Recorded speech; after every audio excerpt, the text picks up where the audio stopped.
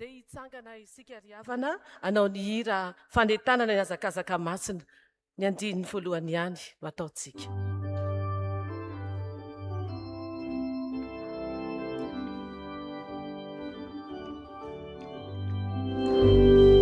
Jesu Kristi no mpamonjy, tompo andra manitra, mialao no filazantsara, ray tsy miova ny mandrakizana, ameany isika iaraka, anoeza iasakazaka, futosi filazantsara, imaka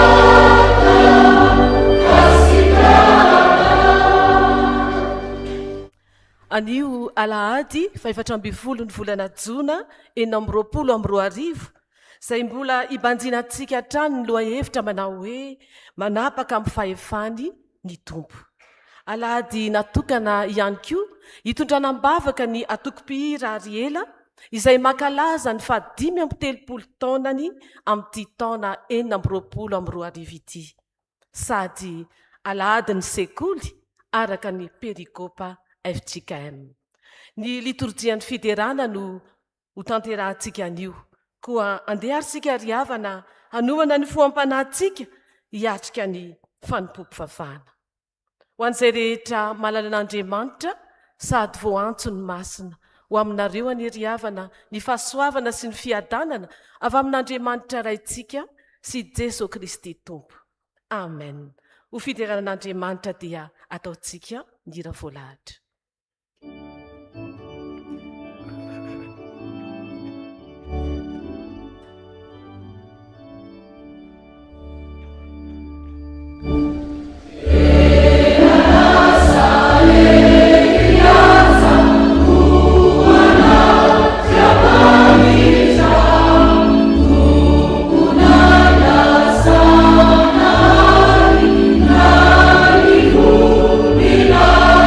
Ita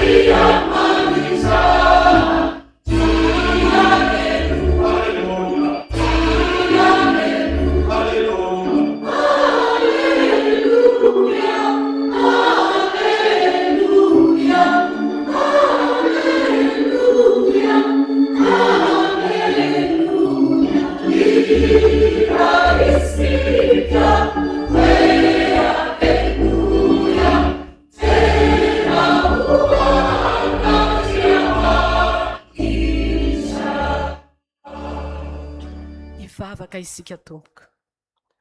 Andriamanitra rainay izay ny an-danitro, mideranao zahay noho ny fahalebiazanao sy ny herinao tsy takatry ny sainay, fa mbola hiazonanao izao rehetra izao tsy ho levona. Fantatray fa tahaka ny teny ndray-mbava izay namoronanao izao tontolo izao, dia teny ndray-mbava avy aminao ihany koa dia mety ho potika izao rehetra izao. Kanefa ianao ilay Andriamanitra fitiavana ka manomeny zanakao ilay tokana izay mbola tsy mitsahatra, mifona sy mangataka ao anay eo ankavanany iray. Koa miteranao izay Andriamanitra no ny voninahitra izay efa niarahanao niaraka tamin'iray hatrizay ka ho mandrakizay. Misaotranao zahay ry Jesosy Kristy Tompo, lohan'ny fiangonana, ka nampijoro izao atoko-pihira Ariela izao nandritra ny 5 taona teto amin'ny fiangonana FJKM Salema vaovao. Misaotranao izay fanahy masina izay mampahery mandrakariva ny sampana, ny taridalana sy manolo-tsaina ny birao, ny mpikambana rehetra ary ny vahoaka an'Andriamanitra manontolo. Tahaka ny Paoly tao anaty ady sarotra, rehefa nideran'Andriamanitra dia nivany fatorana. Dia tahaka izany koa, satria teo ambavanay mandrakariva ny fiderananao Andriamanitra, ka izay no nampandresy anay tamin'ireo olana maro samihafa izay navelanao Andriamanitra izy io teo amin'ny fiainanay. Misaotranao zahay tamin'ny natanteranay ny teninao manao hoe aoka izay rehetra manam-pofinaina samy hideran'i Jehova. Misaotranao koa zahay amin'ny fiangonana manontolo izay manohana mbavaka sy mitaiza tao anatin'izany rehetra izany. Mifona aminao anefa izay Tompo, fa na dia efa nidiovy ny teninao mandrakariva eto amin'ity toerana masina ity aza izahay, dia mbola manao izay ratsy eo masinao ihany. Ianao nefa nampitandrina anay Jesosy fa maniraka anay ianao tahaka ny zanak'ondry eo voan'ny ambodia, koa satria noho ny rotoroton'ny fiainana dia tafalatsaka ao anatin'ny fakapanahy izahay. Koa indro ankehitriny Tompo, avaozinay indray ny fanoloran-tenanay. Diovy ny fonay, ny sainay, ny fanahinay, monena ty anatinay ianao Jesosy, fa ianao ny tena tiana hianapaka amin'ny fahefana eo amin'ny fiainanay tsirairay avy. Ary eo amin'ny atoko-pihira Ariela, indrindra eo amin'ny fiangonana manontolo. Koa manatrefeno izao fiombonana masina izao ry Tompo, amin'ny alalan'ny fanahinao masina, voninahitry ny anaranao irery ihany anie Jesosy, izay rehetra ho tanterahany. Amin'ny anaranao Jesosy Kristy no hanaovanay ny vavakay. Misaotra indrindra Andriamanitra. Amen. Mipetraka ny fiangonana.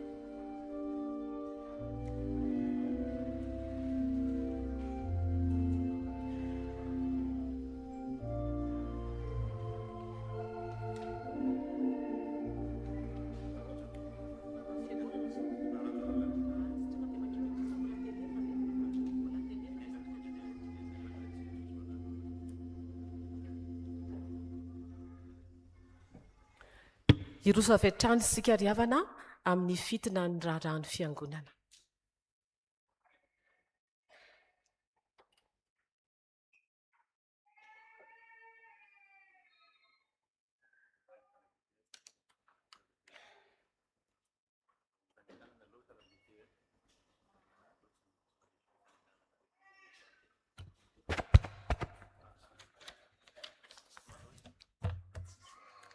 Eny ry havana, derina ny fiarabanako antsika rehetra indray mpianakavina finoana amin'ity alahady faharoa ny volana Jona ity.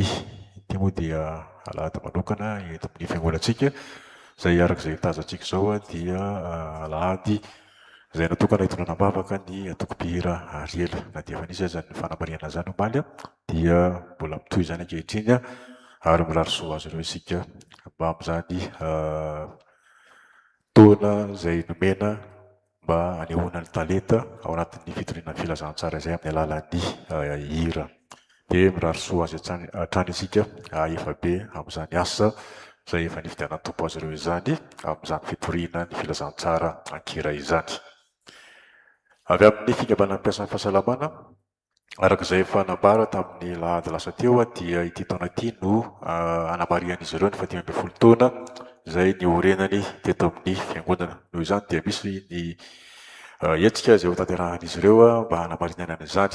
Dia misy hetsika ara-pahasalamana moa zany ho tanterahana amin'ity volana ity, mamarana an'ity volana ity zany amin'ny 20 ny volana Jona ka hatramin'ny 2 ny volana Jolay dia isy karazana fampianarana na conférence de base ny atao eto, fampianarana sy fanentanana samihafa momba ny resaka fahasalamana. Io ny fahasalaman'ny vatana, fahasalaman'ny saina, kanefa zava-dehibe ihany koa ny fahasalamana ara-panahy. Ireo zany no atambatra sy voizina ao anatin'izay herinandro ny fahasalamana izay.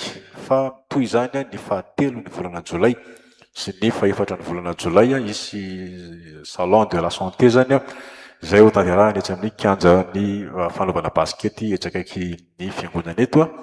Dia misy stand maromaro zany ao anatin'izay salon de la santé izay, misy stand ao izay anaovana dépistage ireo karazana fitiliana samihafa zany, ao ny goty, ny cholestérol, ny neuropathie sy ireo karazana aretina maro samihafa.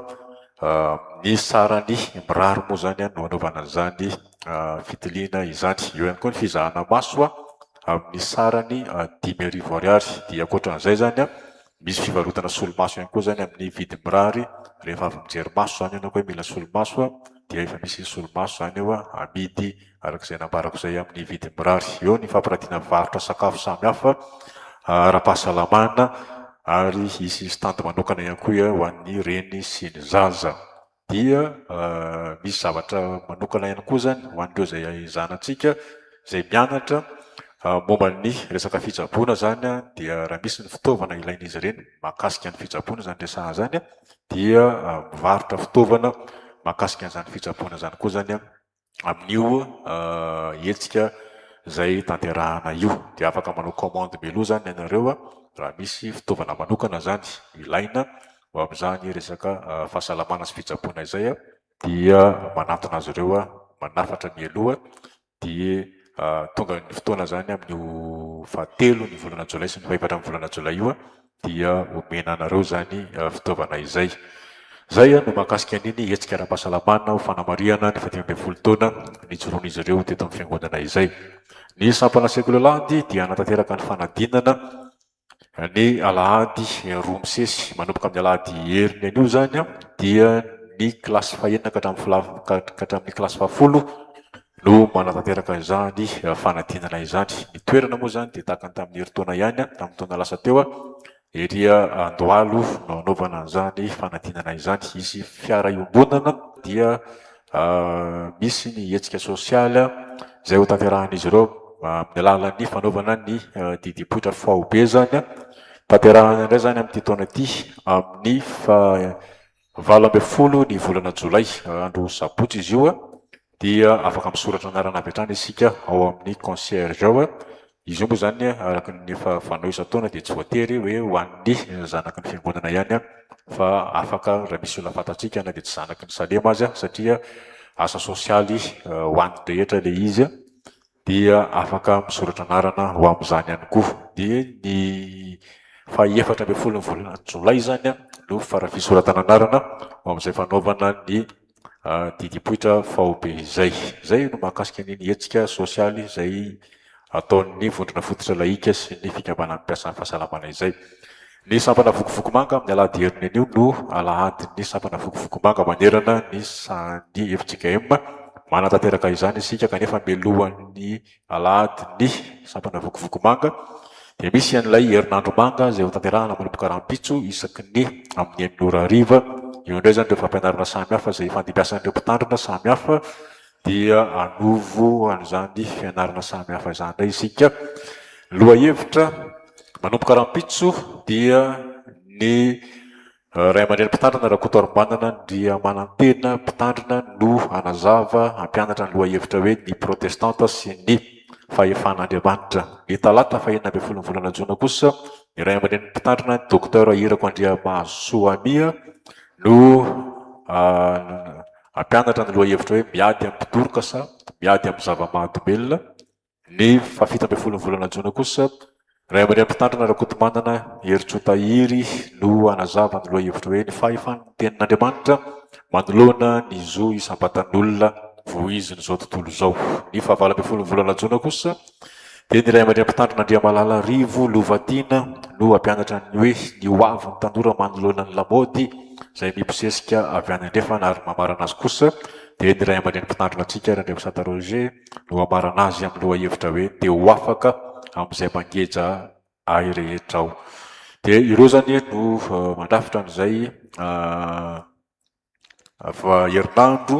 herinandro manga ny sampana vokovoko manga izay mialohan'ny alahady ny sampana vokovoko manga. Fa ny alahady kosa dia iarahantsika amin'ny tarika fanilo manomboka amin'ny 3 ora moa izy io. Anasana antsika rehetra indray mba hiaraka hidereto indray isika miaraka amin'ny tarika fanilo amin'io alahady ny sampana vokovoko manga io amin'ny 3 ora. Tsy misy ny vidim-pidirana moa zany fa dia ny valopy no raisitsika ho amin'ny fahafoizana trany izay efa mahazatra antsika eto amin'ny fiangonana ary ho amin'ny fanorenana moa no anaovana izay. Izay zany no mahakasika ny amin'ny sampana vokovoko manga. Ny sampana lehilahy kristianina raha riva amin'ny ora sasany dia tahaka ny alahady faharoa fanao isaky ny alahady faharoa misy ny fivoriana kanefa dia misy ihany koa ny fianaran-kira ho an'ny cœur d'homme moa zany. Filazana manjo amin'ny finoana sy ny fitsakana ny tena maty no mpandrenesinay anareo fa ny reny malalanay dia natson'ilay ody any amin'ny Ratsoa Atoandro Henriette rehefa nivahiny 150 taona teto an-tany. Ny nofony moa zany dia efa voalevina omaly izay nentina teto amin'ny fiangonana moa zany satria mpandrefana samy tompo eto ary mpivavaka eto izy dia efa voalevina tamin'ny zoma lasa teo dia ny amin'ny fahasandrazany dia ny Ambohy Mailala Manazary Ilafy.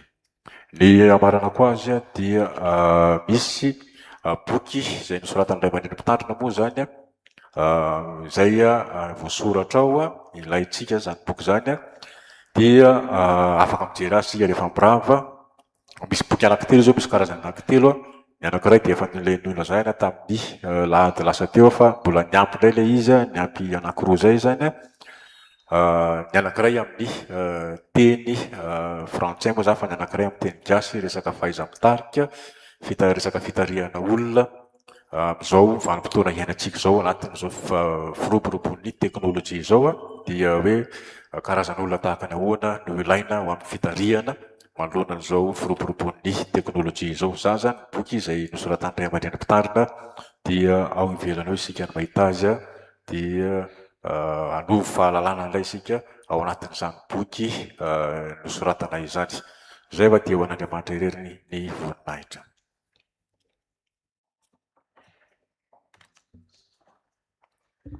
Mitsangana ry havana dia isika iredona ny salamo fiderana. Salamo faefatra amin'ny fitopolo, ny 120 ka hatramin'ny 720. Ideran'Andriamanitra isika amin'ny anaran'i Jesosy manao hoe: fa Andriamanitra ny mpanjakako hatray, manao famonjena eny amin'ny tany izy, nampisaraka ny ranomasina tamin'ny herinao ianao, efa namakivaky ny lohan'ny drako natao anaty rano ianao. Ianao nanorotoro ny lohan'ny mamo ka nanome hazo ho an'izay firenena ny anefitra. Ianao namaky ny vatolampy hamoaka ny loharano Siony. Ianao nahatankina ny ondry tsy mety ritra. Anao ny andro, anao koa ny alina. Ianao nanamboatra ny fanazavana indrindra fa ny masoandro. Ianao nametra ny faritra sy tany rehetra, ny fahavaratra sy ny ririnina, dia ianao no nanao azy. Tsarovy izao. Manaratsy an' Jehovah ny fahavalo, ary ny olona dala manamavo ny anaranao. Aza manolotra ny ain'ny voromahilalanao ho an'ny bibidia, ary aza manadio ny mandrakizay ny ain'ny olo-mantranao. Evero ny fanekena, fa feno fonena ny fanjana sy fitoeramaizina amin'ny tany. Aoka tsy hiverina amin'ny kenatra ny mahantra. Aoka ny oro sy ny malahelo hiterina ny anaranao. Mitsangana Andriamanitra, efa ny adinao. tsarovo ny fandratsiany an-dananao isanandro, aza manadino ny feon'ny-drafinao dia ny fitapakabango amihitranao izay miakatra mandraka riva. Amen. Mipetraka ny fiangonana. Mandroso avy hatranytsika amin'ny fankalazana ny tenin'Andriamanitra ka ny fotoanan'ny ankizy sy ny tanora no anomboantsika izany. Ny sampana sekolalahady dia faly miarabantsika rehetra ary manotritra tenin'Andriamanitra ao anatin'izao 10 minitra izao. Mangataka antsika ankizy tanora ary sampana sekolalahady rehetra hitsangana. Vavaksika. Misaotra anao izay ry Andriamanitra renay eo noho ny fitahinao, fitantananao mandrakariva amin'ny fiainanay ka tonga soamantsara eto amin'ny tranonao indray izahay. Mitenena indray anio Tompo, aizanay miraikitra ao am-ponao ny teninay, ahafahanay manateraka izany eo amin'ny fiainanay, fa raha ianao miasa dia tsisy mahasakana izany. Amin'ny anaranao Jesosy, amen. Petraka ianareo. Raisy ny baibolitsika ao amin'ny Salamo 150, andininy 10. Amin'ny anaran'i Jesosy manao hoe: amorony fomadio ao Andriamanitro, ary avaozy iverina amiko ny fanaiko ato anatiko. Tantara kely izay no entsika manakatra izany tenin'Andriamanitra izany. Liva dia manana efitrano manokana ao amin'ny ray aman-dreniny. Io efitrano io dia mikorotana lava ao amin'ny efitrano dia miparitaka avokoa ny akanjo, boky, kahie samihafa. Hany ka rehefa misy zavatra tediaviny dia sahirana mihitsy izy mitady izany satria mikorotana be ny tranony. Indray andro dia teny azy ny reniny hoe: liva, ho avy hitsidika atsika bebe dia mila ka diovina tsara ny trano, dia ao aminao izy no mipetraka matory izany. Kivy liva sady kamo hoe neneneny koa zato dia inona ny atao amin'izany? Za nijereo ny tranoko maloto be mikorotana daholo. Eny arosiny eny fahampiko ianao hanadio ny trano sy handamina izany. Dia nampinina eny liva kely dia niara-nandamina izy manaka ary nilamina tsara ny efitrano dia faly riva. Inona ny hafatra antsika amin'izany? Ny fotsika olombelona dia tahaka ny efitrano io. Mila lamina sy diovina ary esorina ny fakofako-paharatsiana rehetra.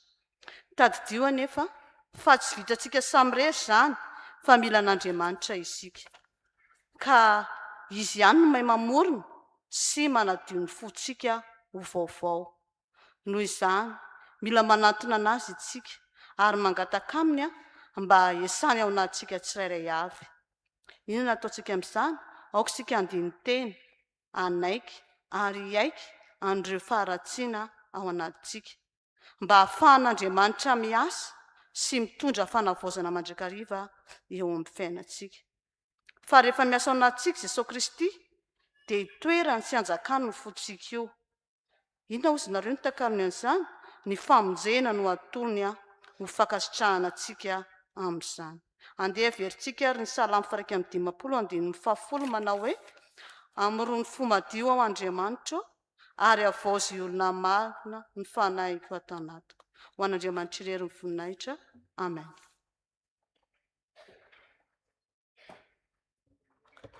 Iroso amin'ny fiainona ny soratra masina izay hovakiany ny mpanompon'Andriamanitra isika. Ny hira voalahatra.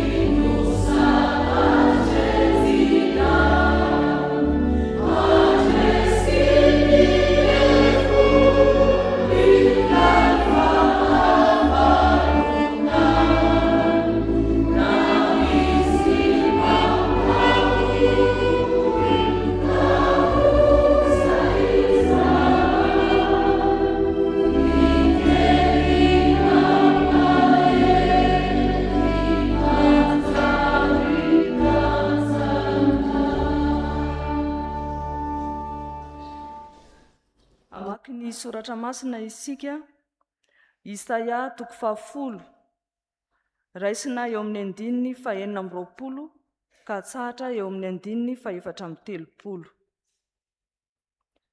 Filazantsara araka ny Matio 10:20 raisina eo amin'ny 9:20 ka tsahatra eo amin'ny 9:20.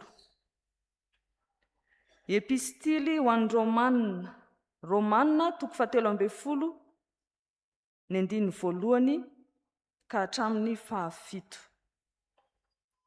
Melohan'izany dia hivavaka isika.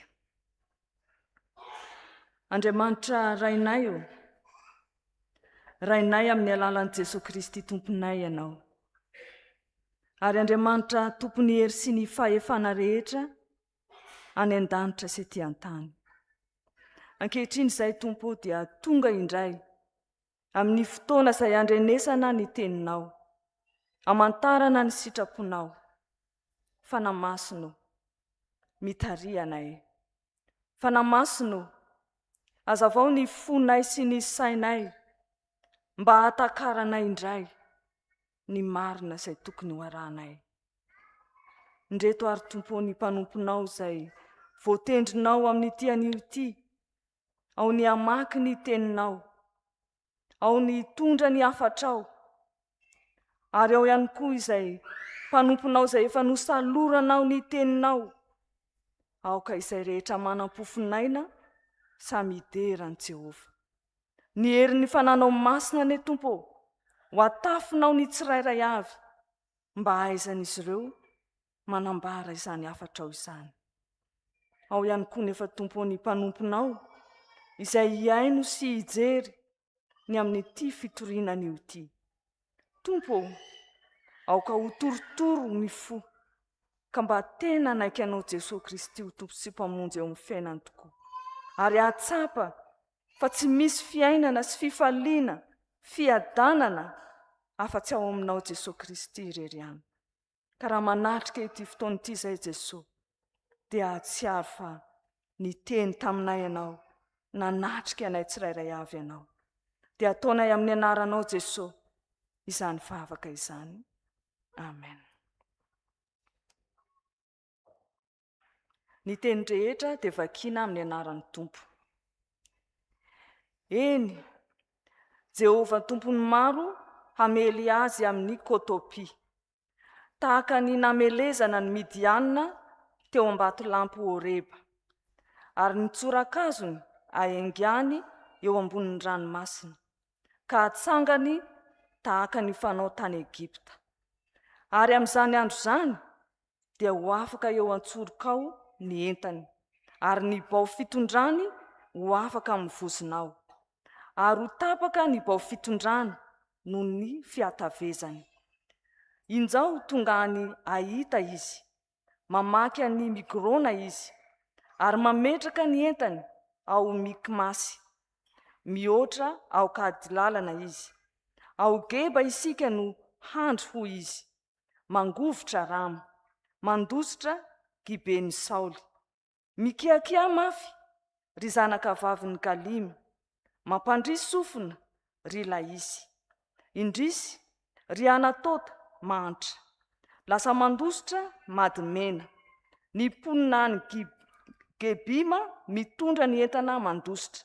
Anio izy mbola mitoetra ny Noba, maninditra ny tanany, manambana ny tendrombohitra Ziona zanaka vavy, dia ny avoana ny Jerosalema.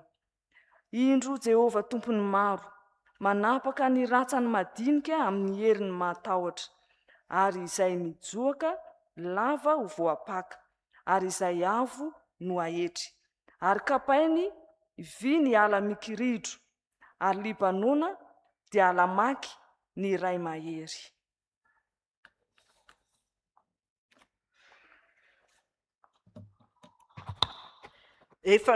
Ary hoy Jesosy nanatona dia niteny taminy ka nanao hoe, efa nomena fahefana rehetra ny an-danitra sy ety an-tany, ko mandehany ianareo dia atovy mpianatra ny firenena rehetra, manao batisa azy ho amin'ny anaran'ny Ray sy ny Zanaka ary ny Fanahy Masina, sady mampianatra azy hitandrina izay rehetra nandidiko anareo. ary indro izao momba anareo mandrakariva ambara-pahatonga ny fahataperan'izao tontolo izao.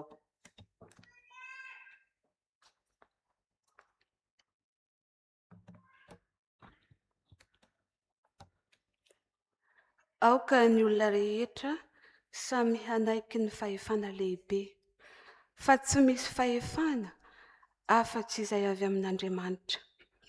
Fa izay misy dia voatendrin'Andriamanitra, koa izay manohitra ny fahefana dia manohitra ny voatendrin'Andriamanitra, ary izay manohitra dia hazo fanameloana.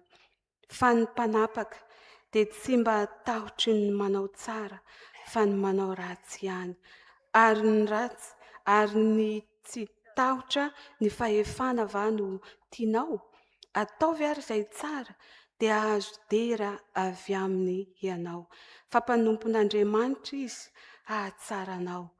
Fa raha ratsy kosa no ataonao dia matahora, fa tsy entiny foana tsy akory ny sabatra, fa mpanompon'Andriamanitra izy dia mpamaly handatsaka fahatezerana amin'izay manao ratsy. Koa tsy maintsy manaiky ny olona, nefa tsy noho ny fahatezerana ihany, fa noho ny fieritreretana koa. Fa noho izany no andoavanareo vola hetra, mba hanompoana an'Andriamanitra mitandrina izany zavatra izany indrindra ireny, mandoava amin'izy rehetra izay tokony ho alohany avy. Vola hetra ho an'izay tokony andoavan-ketra, faditseranana ho an'izay tokony andoavana faditseranana, tahotra ho an'izay tokony atahorana, haja ho an'izay tokony ho hajaina. Amen. Ray Masinao, manamasinana amin'ny fahamarinana, ny teninao fahamarinana. Amen. Koa satria moa ry havana liturjian'ny fijerana no ampiasaintsika, ary ao anatin'izany dia manatanteraka fitorinan-kira ny atoko-pira Ariela, koa andeharintsika ry havana iray hitsangana hiomana amin'izany toro-teny ankira izany, ka ny hira voalahatra no hiomanantsika amin'izany.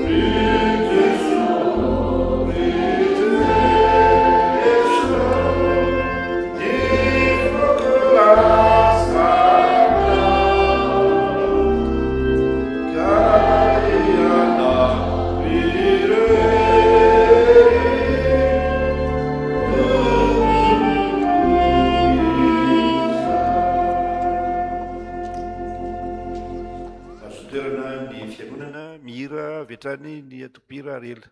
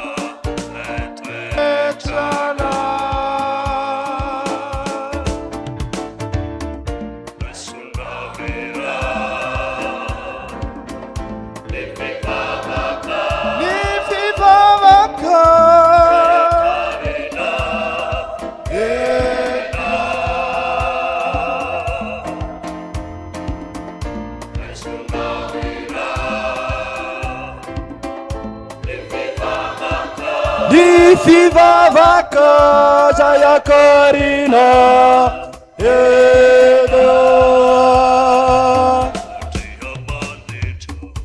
Andiamanito Andiamanito Vavaka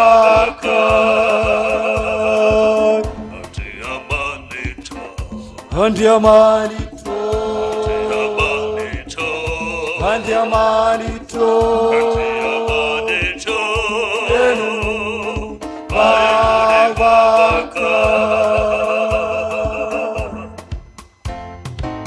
Tafiu nie rina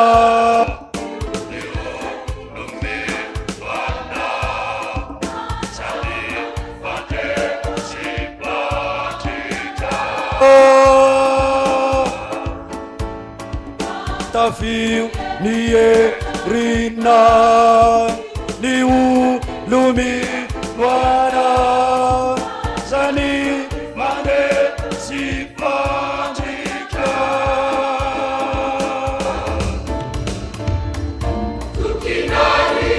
tukinarira Jesa zanaka merubumbana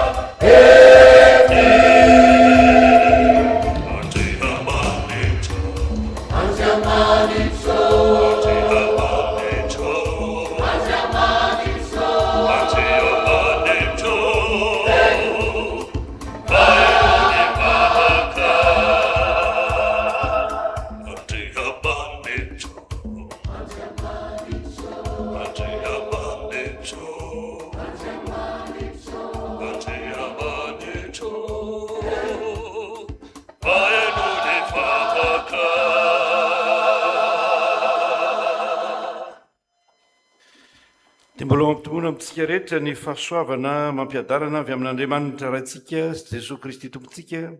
Amen. Atao hoe toroteny akira moa zany dia misy toroteny lazaina dia misy hira iraina mifanaraka amin'izany toroteny izany. Ny lohahevitra ny perikupa rehetra ao anatin'ity volan'ity moa zany dia ny hoe manapaka amin'ny fahefany ny tompo. Rehefa tambatsika indray ny perikupa anankitelo androany dia sika omena lohahevitra hoe manarina ny fiainantsika ny fahefany. Fahefany izy zany ny fahefan'Andriamanitra, manarina ny fiainantsika ny fahefany. Rehefa malala fantatsika tsara ny teny hoe fanarenana, tsy mila zavaina amintsika zany. Fa ny atao hoe manarina dia hoe hidaraboka isika, hianjera, lasa sahirana dia averina amin'loany ny fiainantsika. Zany no atao hoe manarina. Ny Israely reo amin'ny tantara dia imbetsaka no efa lavo sahirana babo raha ny tamin'ity Isaia 7 ty dia ny Asiriana ny firenena matanjaka izay nandresy azy, ary hitatsika ao amin'ny 9:20 ka hatramin'ny 9:20 ny endriky ny fampijaliana, ny endriky ny sazy izay navesatry ny Asiriana taminy. Ao zany ny lazany hoe amin'izany andro zany dia ho afaka eo an-tsorokao ny entany tondra enta mavesatra zany, ny bao fitondrany entany ho afaka mivozonao ary ho tapaka ny bao fitondrany entany. Nampitondraina entana dikan'izany hoe nampitondraina entana zany hoe nampijaliana, nampanompoana, ary dia satria resy, rehefa resy ianao dia manompo ny mpandresy. Dia ny fahefan'Andriamanitra, tsy misy resaka fahefana mivantana resahany eo fa ny hoe Andriamanitra mahery ny resahany eo. Andriamanitra dia mahery, Andriamanitra dia manapaka, Andriamanitra dia afaka manao zavatra tsy eritreretinao akory manoloana ny mpandresy. Ny 9:30 manao hoe indro Jehovah tompony maro manapaka ny rantsany madinika amin'ny heriny mahatahotra. Ratsan-tanana ny resahany eo, zany hoe manapaka ny rantsany mpampahory Andriamanitra mba tsy hahafahany mampahory antsika, mampahory anao. Ny vanim-potoana misy antsika izao dia be dia be ny zavatra mampahory antsika. Ny ara-toekarena moa zany dia raha antsika marala io be dia be ny fampahoriana samihafa izay manjo antsika. Misy fahasairanana, misy ny tsy fanananasa, na mananasa aza tsy manana karama mahavelona, ny fampahoriana amin'ny zavatra maro samihafa, ny fandraharahana samihafa izay tsy mandeha amin'izay tokony ho izy kory, ary ny fampahoriana ara-panahy izay lasa mangeja ny olona amin'izao fotoana izao. Be dia be ny zavatra lasa mangeja ny olona, na dia tsy tsapany azy zany, mangeja ny olona, ny fisotro toaka, ny fijangatsangana, ny fifohana rongony, ny fitenenany ratsy, inona ihany koa azonao tohizana lavabe zany. Ary iza ny fahavalo? Efa tena mandinika tsara tsika dia ao amin'ny soratra masina moa ny antsoina hoe Satana, dia fahavalo. Fahavalo ao amin'ny testamenta taloha izy io tsy anara-tsamrery aloha ny androany fa famaritana andraikitra. Famaritana andraikitra zany hoe iza no atao hoe Satana? Ny Satana dia ilay mitsangana ho fahavalo, nay mifehy ilay olona zay mpampanozon-doha. Amin'izao fotoana izao moa asan'ny procureur zany, andresahany zany. Fa taty aoriana moa dia lasa anarana samrery io, lasa anara-tsamrery, ka lay fahavalo no dikany. Fahavalo, lay mpanendrikendrika, lay mpanimpilainga mba hampisaraka, zany ny asan'ny Satana. Ka dia tonga eo amin'ny fiainantsika tokoa zany zavatra zany. Dia misaotra an'Andriamanitra tsika ry havana fa ny fahefanana anan'Andriamanitra, ny hery anan'Andriamanitra dia manafaka atsika amin'izany fahavalo izany. Ka dia tonga olona afaka tsika, tonga olona afaka tsika, ary raha olona afaka tsika dia zanak'Andriamanitra tsika, ary eo amin'ny mahazanak'Andriamanitra tsika no hijoroantsika amin'izany fahafahana izany. Ka tsy andevozon-javatra na inona isika rehefa no hahafahan'i Kristy, araka ny tenin'ny soratra masina manao hoe raha ny zanaka no anafaka anareo dia ho afaka tokoa ianareo. Ka dia meteza olona afaka tokoa tsika. Aoko tsika tsy hiara-miasa amin'ny Satana izay mitsangana ho fahavalon'Andriamanitra, fa tena hiara-miasa amin'ny Kristy tsika, ka ao amin'ny fiarahantsika miasa amin'ny Kristy no anafaka atsika ho amin'izany. Ary Andriamanitra ao amin'ny Kristy rehefa tonga eo ambany fahefan'i Kristy tsika dia manafaka atsika amin'izay mangeja atsika, mandresy ny herin'ny Satana ary mamaha ny gadra izay mifatotra amin'ny tongotsika na amin'ny tanantsika na amin'ny tendantsika zany Andriamanitra zany. Ka dia mahereza ry havana malala, ny tompony anafaka atsika amin'izany satria ny fahefan'Andriamanitra dia natao hanafaka amin'izany fangejana antsika izany. Ndawary.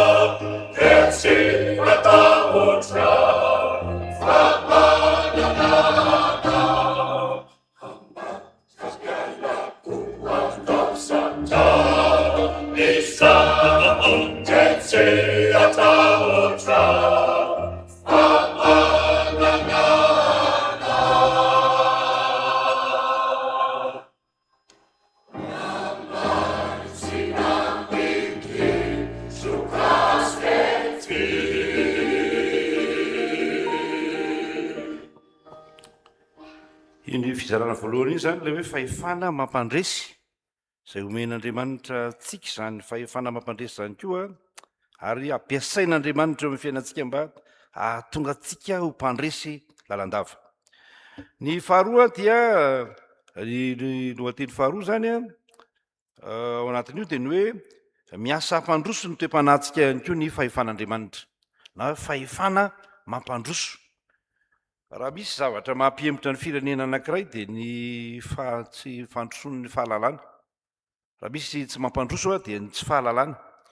Rehefa midina ny fari-pahalalan'ny olom-pirenena dia midina koa ny fari-pahalalan'ny firenena, dia midina ny toe-karena, midina daholo ny zavatra rehetra zany ary raha misy araka ny tenin'ireo mpandinika hoe raha misy olona te hamotika ny firenena dia firenena anankiray dia ny fanabeazana ny fampianarana no sombana dia simba ny olona ary tsy dia lavitra zany tsika tsy lavitra zany tsika fa tazana traty am-piangonana zany toejavatra zany ka ao amin'ny Matio toko 7:20 a dia mazava ny tenin' Jesosy efa nomenahy ny fahefana rehetra ny an-tany sy aty an-tany ko de mandeha any ianareo ataovy mpianatra ny firenena rehetra manao batisa azy amin'ny anaran'ny Ray sy Zanaka ary Fanahy Masina ary mampianatra azy hitandrina zay rehetra nanodiko anareo.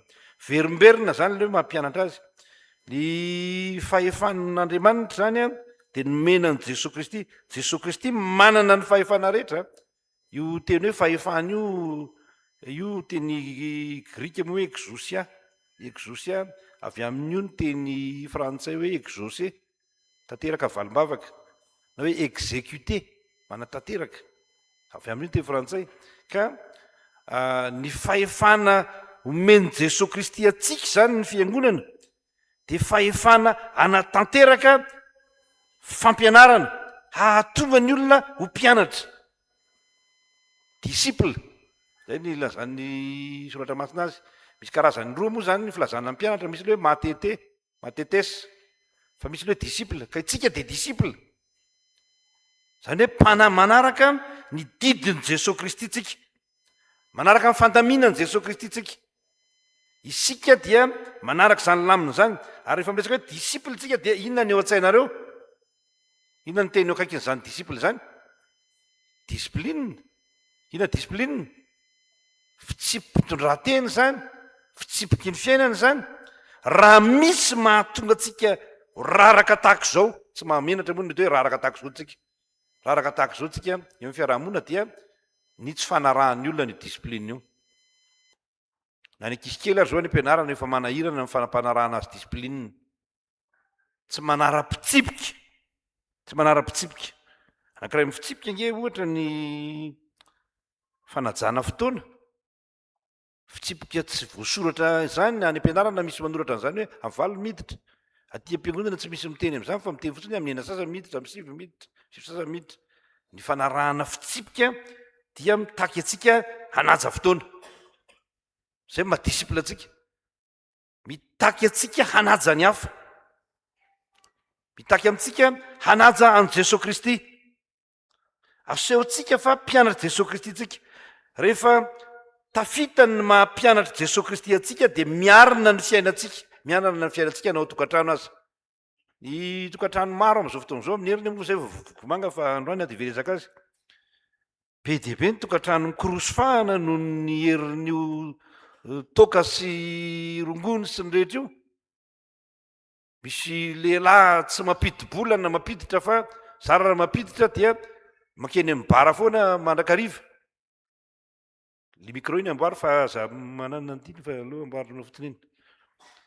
Dia mipodika ny tokantrano, olona mamono vady, mamono fianakaviana, manao zavatra tsy mety eo amin'ny fiarahamonina, tsy manaja intsony zay hoe masina. Dia ny olona moa amin'izany fotoan'izao dia tena hoe tsy manaja izay masina ara-baky teny. Ny fahefana nomeny Jesosy Kristy atsika dia fahefana hanova ny olona hanana fahalalana. Ary inona ny fahalalana? Ny fahalalana dia fahalalana hanara-dalàna. Zangena teo fahalalana, fahalalana hanara-dalàna. Dia any amin'ny fianakaviana, inona moa no nametrahana ny ray mpianakaviana any amin'ny fianakaviana? Ny ray mpianakaviana no mpitarika ao amin'ny fianakaviana. Dia mitarika tokoa ve ny ray mpianakaviana? Raha tsy mahalala an' Jesosy Kristy ny olona dia tsy mahalala zavatra tahaka izany. Tsika fiangonana dia natao mpitarika ny olona ho tonga mpianatra, ho tonga disciple, mpanara-dalàna. Ka andreo tsika ny tsy manara-dalàna. Tsika kristianina amin'ny ankapobeny dia disciple tsika zany hoe olona manara-dalàna tsika. Aty am-piangonana ve manara-dalàna tsika? Mety eny ny valiny. Feny amin'ny fiarahamonina ve manara-dalàna tsika? Manaraka fitsipika ve tsika? So miara miteny ratsy amin'ny olona ihany rehefa eny amin'ny fiarahamonina eny, anaty bus na ny anaty eny an-dalambe eny. So miara mandoto amin'ny olona ihany. Mahamenatra nge efa averiko eto foana zany teny zany fa mahamenatra indray mahita olona mihaja, mikanjo tsara, mitondra fiara tsara tarehy dia manipodina akondro eny ivelan'ny fiarana. Zany anisan'ny mampikorosofahana ny fiarahamonina misy atsika. Ankoatra ny zavatra tsy hita maso any an-tokantrano any. tena manaja n'izany fitsipika izany ve tsika fa zany no mampianatra Jesosy Kristy atsika tsy hoe natao hanaja fotsiny ny fitsipim-pivavahana fa manaja ihany koa ny fitsipiky ny fiarahamonina ka mahereza ry havana malala misaoran'Andriamanitra fa nomena n'izany fahefana zany i Jesosy Kristy fahefana zay afaka manatanteraka an'izany nofinofitsika zany tala manonofy eny ianao rehefa tantaran'ny olona any ivelany na rehefa mandalo any ivelany any ianao dia mahita ho anareo zay afaka mandalo any an-dafy moa zany any amin'ny toerana sasany any amin'ny tany tavaratra tsy hoe tavaratra ty amin'ny Afrika akory zany fa tavaratra any Eropa any Suède na i Norvège na firenena hafa Islande na Irlandy dia mitantarany olona avy any hoe manara-pitsipika tsisy ohatr'izany ny olona ty manara-pitsipika tsisy ohatr'izany ny olona ty ary tsy mitany hoe manara-pitsipika fa manaja ny fiarahamonina ny olona ty any an-tafy eny hoe misy firenena sasany zao fotsonjovana fanaovana asa sosialy dia mametraka vatam-pangatsiahany eny an-dalana dia fenona zavatra ao anatiny eo mba azahoan'ny olona hafa mandray eo koa raha ohatra ka tsy manana izy raha tia Madagasikara zany avy dia tsity zany dia tsity zany mety bataina hatramin'ny frizidera sa oana sa marina sa diso zany lazaiko zany marina zany any zany nefa ny olona mahalala tsara n'izany any ivelany any ohatra ny ao Suisse zao no fantatra moa dia tantaraiko ao Suisse dia rehefa mamokatra voankazo ny olona mamokatra voankazo ny olona any anaty tanànany any dia ataony amin'ny sasena ataony amin'ny zavatra naharona kely dia ataony amin'ny sisy tamboho amin'ny sisiny tambohany iny dia ny olona rehefa mba te hihinana zany dia maka eo fotsiny ianao raha tia Madagasikara zany ahorony rakoto zany rakoto fety zany dia amidiny eny amoron-dalana indray dia tsy eo zany le fiarahamonina tsy mitovy kanefany inona ny mahatonga an'izany ny fanaraha-pitsipika raha miresaka ny Suisse manokana tsika zany sady mampianatra any Suisse manokana tsika inona moa no nahatonga ny Suisse hoe manara-pitsipika ny protestantisme tompoko no nahatonga ny Suisse manara-pitsipika ary tena manara-pitsipika ary mandraky tiany androany hitanareo amin'ny mondial moa zany asa Suisse sala manao mondial manao sao tsy manao izy sala manao Suisse inona ny sainan'ny Suisse saina misy sarina hazo fijaliana satria ny azy ionona mpandroso azy ka diso zany le lazain'le tsy teny ananan'le olona moa zany fa diso zany le tsy nampandroso ny fivavahana kristianina fa mampandroso ny fivavahana kristianina rehefa tena manaiky ny fahefany Jesosy Kristy tsika nao ndray arela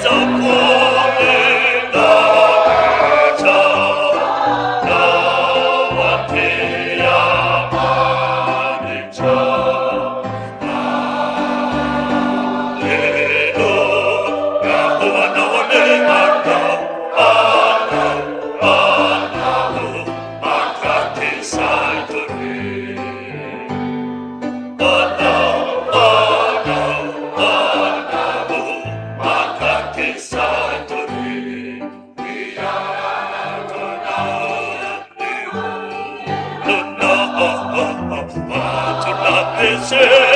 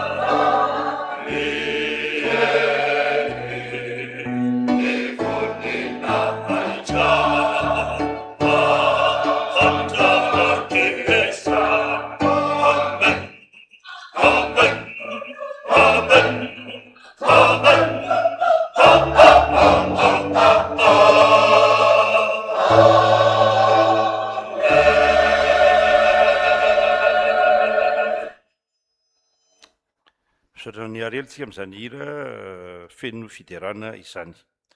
Fahefanam-pandroso zany resantsika teo iny a. Fahefanam-pandroso iny a, inona moa fahefanam-pandroso zany a?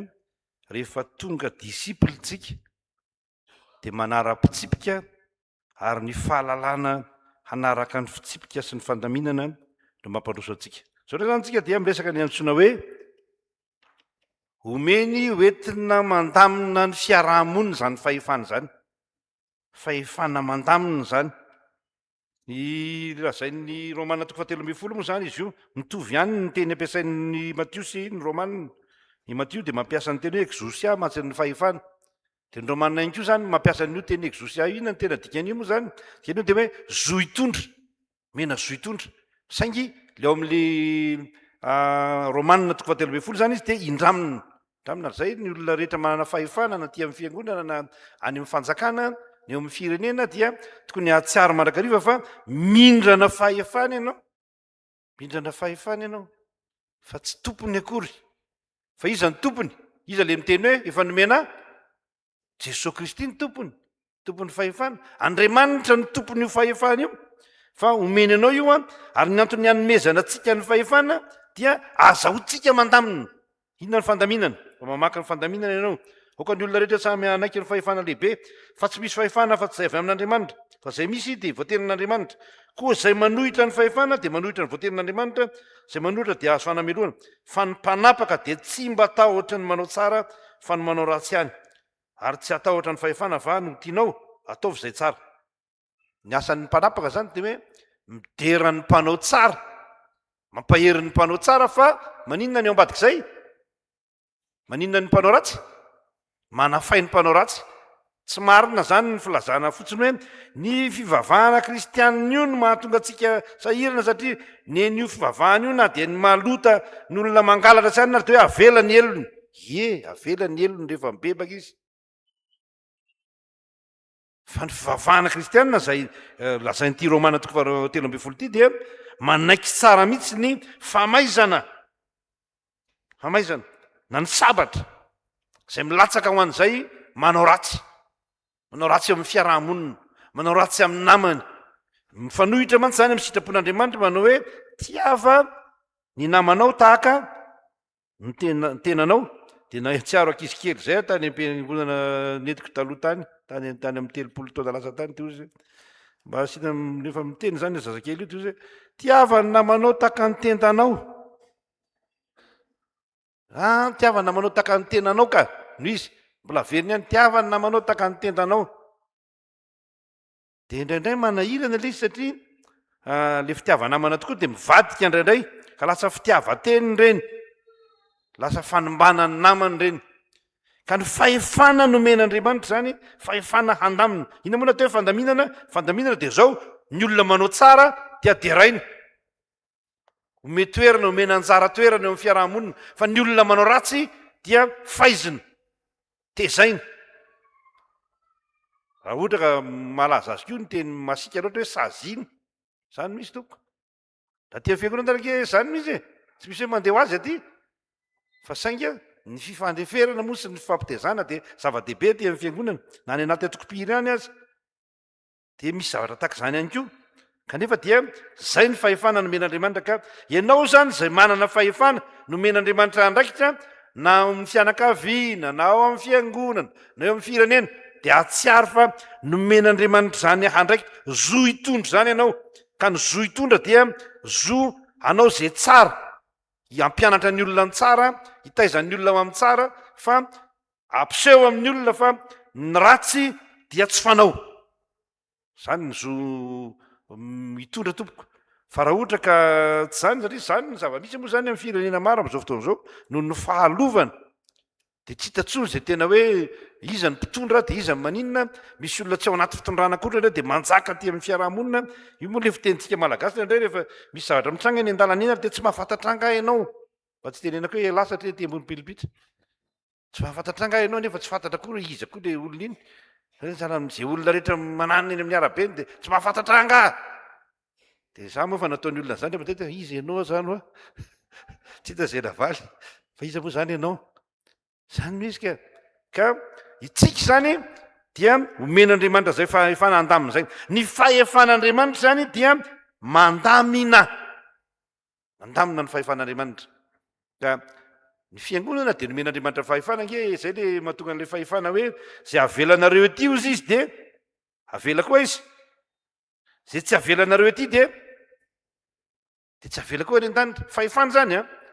Ary fahefana lehibe eo amin'ny fiangonana io. Tsy ny fahefam-pitsarana ihany ny fahefana lehibe, fa fahefam-piangonana io dia goavana be io satria io ny eto amin'ny fitsarana moa zany dia horizontal ihany. Zany hoe eto ambonin'ny tany ihany. Fa ny fahefam-piangonana, ny fahefan'Andriamanitra dia hatrany an-danitra io. Ka zay ataonao ety, torinao ny filazantsara, zay kely hoe mitory filazantsara e. Torinao ny filazantsara, bebaka ny olona afaka ny elony. Tsy torinao ny filazantsara, tsy bebaka ny olona, maty ny fahotany ny olona fa ianao adinina amin'ny rany. Zay nge tantara amin'ity resaka fiangonana ity e. Ka dia mahireza ry havako malala. Ianareo ry zanako malala ato amin'ny Ariela dia nampindramin'Andriamanitra zany fahefana zany koa. Hitoro ny filazantsara. Hitoro ny filazantsara amin'ny olona rehetra. Ary tsy ny amin'ny olona marina ihany, fa amin'ny maditra ihany koa. Andeha tsika mitoro filazantsara amin'ny olona rehetra, na amin'ny maditra na amin'ny endry. Tsy zany ny filazantsara. Filazantsara nataon'ny olona rehetra araka ny tenin' Jesosy Kristy manao hoe ataovy mpianatra ozy izy ny firenena rehetra. Ary manao batisa azy. Amin'ny anaran'ilay zanaka ary fanahy masina tsy resaka tsy hanazava teolojia mikasika an'izany fa zay fotsiny ilay izy. Dia andehantsika handamina ny fiarahamonina amin'ny alalan'ny fitoriana ny filazantsara hahatonga ny olona ho mpianatra Jesosy Kristy. Andehantsika handamina ny fiarahamonina mba tsy hanjakan'ilay ratsy ny fiarahamonina fa hanjakan'i Kristy. Dia tafarina ny fiainantsika ao anatin'izany fandaminana omentsika ataontsika izany. Satria manarina ny fiainantsika ny fahefan'Andriamanitra io. Ka dia mahireza ry havako tompony ombantsika rehetra. Ireo ny lohateniny sy ny lohahevitra androany zany manao hoe manarina ny fiainantsika ny fahefany. Voalohany ampiasainy andresy ny fahavalontsika zany. Faharoa miasa hampandroso ny toe-panahintsika zany satria tonga mpianatra tsika. Ary ny fahatelo omeny hoety mandamina ny fiarahamonina zany satria sazina ny maditra ary deraina ny endry. Ho an'Andriamanitra voninahitra. Amen.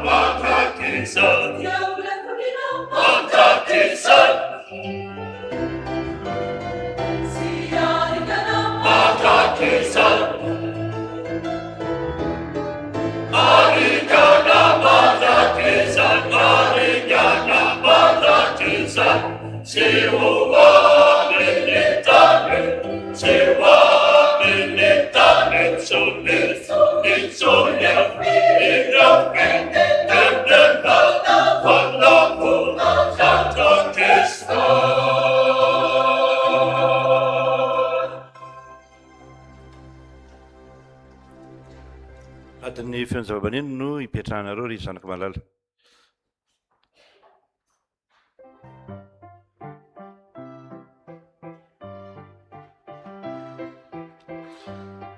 Ny pitarika moa zany dia verina eto amin'ny pilipitra eto fa anoho ny fitariana.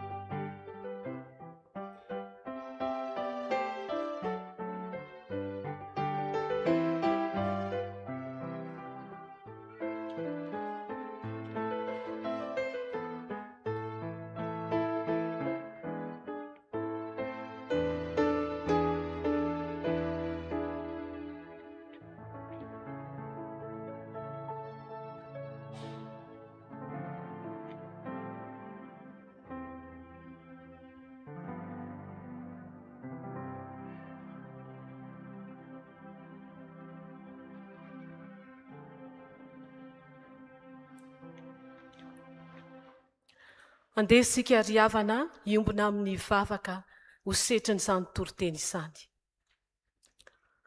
Tompo, misaotra anao noho ny teninao izay renay androany. Andriamanitra tompony hery sy fahefana ianao. Mankasitraka anao izahay fa ny fahefanao no manarina sy manavao ny fiainana isan'andro. Ko ampianaro izahay atoko ny fahefanao. Ampiasainao andresena ny fahavalonay, ny fakapanahy sy ny sakana rehetra izay manelingelina ny dianay ara-panahy. Nambaranao taminay fa ny fahefanao izay miasa ampandroso ny toe-panahinay, mba hitombonay amin'ny finoana, ny fahamasinana ary ny fitiavana anao. Mampianatra anay ianao Jesosy fa ny fahefanao dia omenao hoety mandamina ny fiarahamonina. Atonga anay fitaovana mahomby eo am-pelantananao, hitondra fiavaozana, hitondra filaminana eo amin'ny ankonana, ny fiangonana ary ny fiarahamonina misy anay tsirairay avy. Ko ampio ary izay Andriamanitro, mba tena hijoro vavolombelonao, ampiatra ny teninao eo amin'ny toerana rehetra izay alianay. Tompo, ny teninao ane hanova ny fiainanay. Matoky ny herinao izahay, matoky ny fahefanao izahay. Andriamanitro, entinay ambavaka manokana ny fanorenana ny trano Besalema, mba ho tanteraka ampilaminana ho voninahitry ny anaranao. Entinay ambavaka ny sekoly FJKM, mba hitombo amin'ny fanabeazana sy ny fitezana araka ny sitraponao. Io ny atoko-pirariela, azoto sy aharitra amin'ny fanomponanao, omeo firaisan-kina, omeo fahasalamana ary fahasoavana ahafahan'izy ireo manome voninahitra anao hatrany. Favak'izay Jesosy mba aomby sy hitondra vokatra tsara ho amin'ny fanjakanao ny asan'ny sapana rehetra eto amin'ny fiangonana. Entinay ambavaka ihany koa ny Ray aman-dreny mpitandrina Menakavy, mba ho terizinao sy ho tohananao hatrany amin'ny asa fanompoana nankinao taminy. Tsy ireo manokana Jesosy izay tsirairay avy, ny tsy salama mba ho kasihan'ny tananao mpanasitrana, ireo mianatra sy manala fanadinana mba homeno fahendrena, fitoniana ary fahombiazana. Tonga eto izay Jesosy, ao ny manana olana, sy faniriana, fikasana tsara, fantatrao ny ao am-ponay tsirairay avy, fantatrao ny zavatra ilainay, fantatrao ny mahasoanay, ko asehoy aminay ny famitram-ponao Tompo. Indro apetraka aminao izany rehetra izany, enohy ny favakay.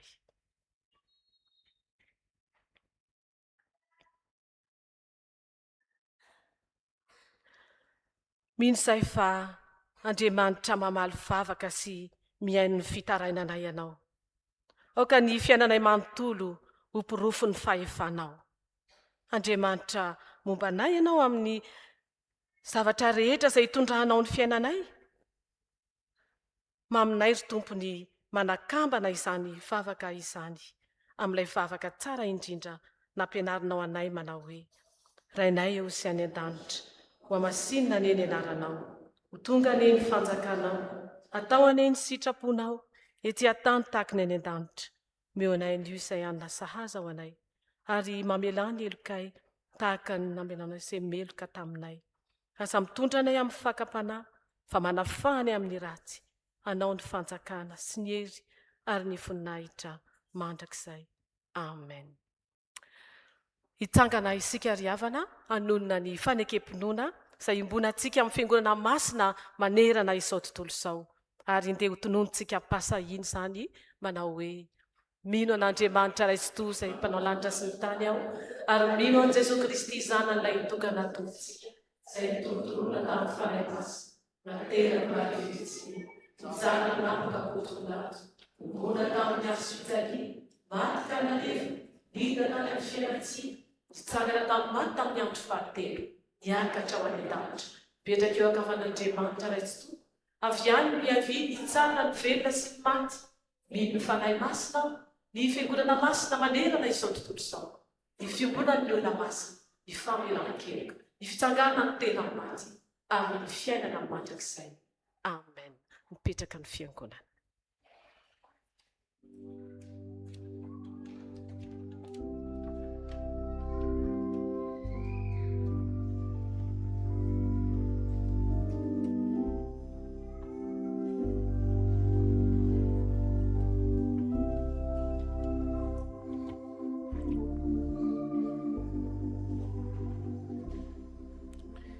Dia miarabantsika rehetra rehefa malala tratro alady mahafinaritra izao sika rehetra. Misaotra an'Andriamanitra no ny ahafahantsika manaraka tsakansy andavany zao fampivavahana zao, ary misaotra ny tompo koa tsika fa afaka manaraka izany na ny zanakabelizana ny velany azy dia mandeha direkty fampivavahana ataontsika ity dia mirary ny soa rehetra ho antsika mianakavy. Misaotra manokana an'Andriamanitra ny amin'ny fitahiny ny atokopira natratra ny 13 taona ny orenana. Dia misaotra ny mpanompon'Andriamanitra izay miara-miasa nitarika ny fotoana teto ary mankasitraka ny tompontsika noho izany voninahitra asehony amintsika izany. Fampiarapitsika izao rehefa malala ara-pony eo kaikinao satria ny tompo ny fahefana dia hoe an'ny tompo ny fahefana didino anao aneny fiadanana. Didino anao aneny fiadanana. Ho an'ny tompo ny fahefana didino anao aneny fiadanana. Izy no afaka mandidy izany mantsy ho anao. An'ny tompo ny fahefana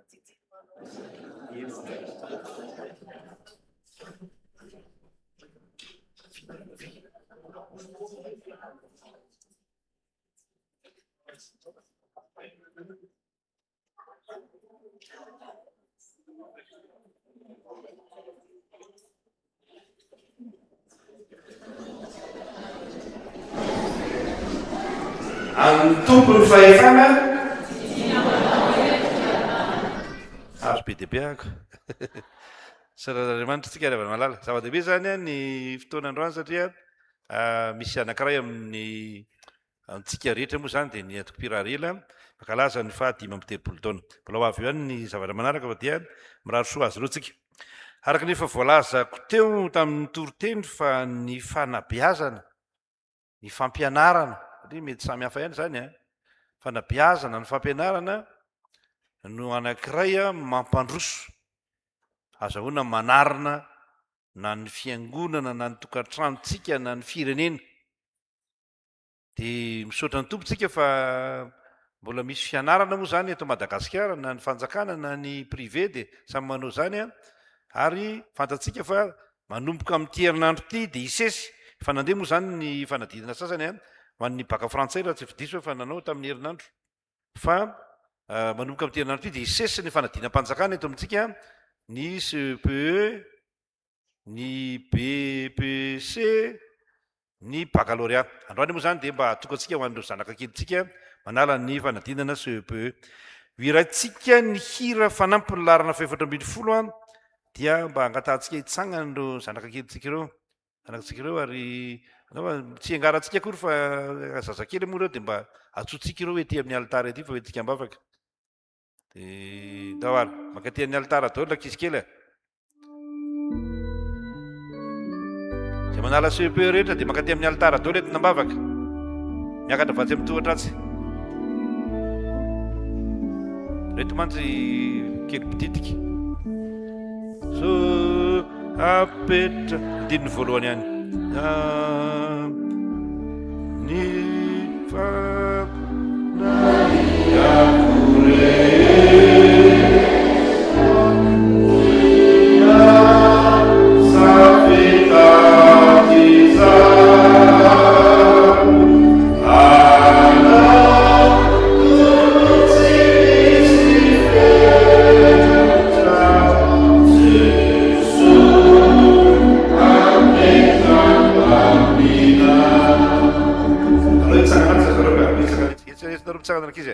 dia manatrika amin'ny paster eto kavia jereo aloha jereo ako rakizy kely eto mitsangana ianareo eto dia mitodika mankaty amin'ny paster ao zay efa manala CP sady nareo am'izany afegna zanak'izy eto tary alaminy kely reo zanaka zay ao zao ka reo ihany manala CP reo ihany aloha ireo zany aloha manala CP zao vonina tsara nareo nala CP ie dia ny tompo omba nareo zanaky malala zao no ten'Andriamanitra ho anareo amin'ny anaran'i Jesosy ho abolana 7:5 manao hoe matokian' Jehova amin'ny fonao rehetra fa aza miankina amin'ny fahalalanao.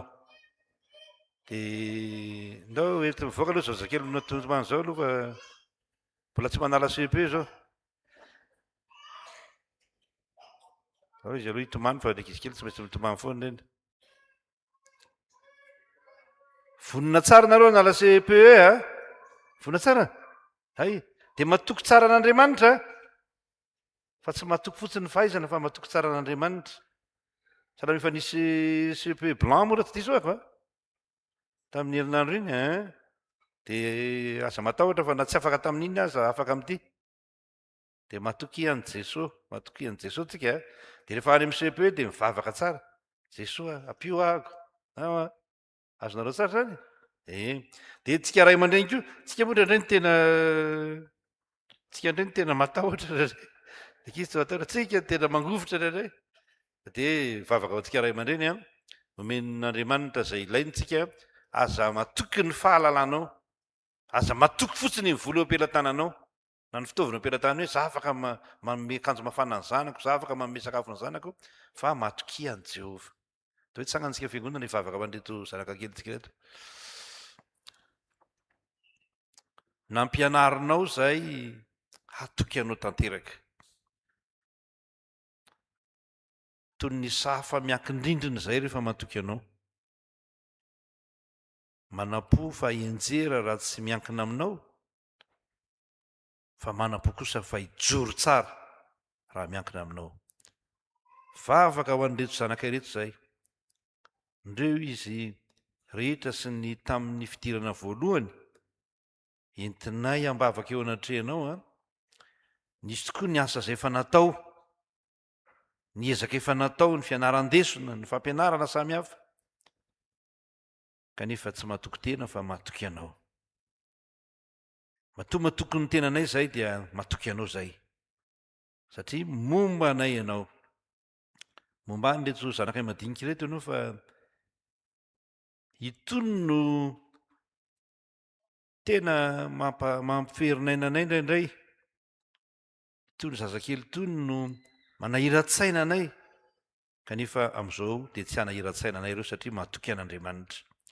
Efa nanontaniana teto ambony alitara ireo fa matoky anao ve dia milaza hoe matoky ary izay milaza hoe matoky anao dia matoky anao tokoa dia ianao koa tsy mivadika amin'izay efa nikenao dia taio reto taio ny fotoana hanaovan'ny fanadinana taio ny fanadinana hataony taio ny fahasalaman'ny vatana fahasalaman'ny sainy hatanjaka sy maranitra satria manana ny fanahy masina mpanampy dia matoky manana anao zay tsofina rano amin'ny anaranao reto mba hahavita fanadinana soamantsara ary raha sitraponao dia ho afaka soamantsara ka ny fahasoavanao Jesosy Kristy tompo hanampy mpahery azy ireo ny fitiavanao Andriamanitra hiazona ny finoany ary ny firaisana amin'ny fanahy masina hanome ilo-tsaina mba azahoany mamerina izay efa nianarana raha teo. Dia amin'ny anaranao mahavonjy izay itokinay no anaovanay izany vavaka izany ry Jesosy Kristy tompo sy mpamonjy anay io amen. Dia mirarosoa anareo ry zanaka malalako dia afaha soamantsara soamantsara aza matahotahotra fa miaraka amin'i Jesosy mahazo mipetraka amin'izay dia tsika ray aman-dreny moa aza matahotahotra fa ndraiky io tsika hitan'ny ankizy hoe mangovotra dia mangovotra izy dia satria manana an' Jesosy tsika. Zay zany ny fitonanana mibavaka ny ankizy hanala fanadinana ataontsika isan-kalady io isaky ny misy fanadinana satria raha tsy diso indray dia manaraka indray ho avy ny BPC dia ho avy ny baccalauréat dia sy ny sisa. Andehantsika ry afaka malala tonga izao amin'ny fiarambana ny atokopira Ariely dia tatsika ireo tompon'andraikitra amin'ny atokopira hitsangana hanatanteraka izany takizany koa zahay Brown fitandremana hitsangana akaikinareo.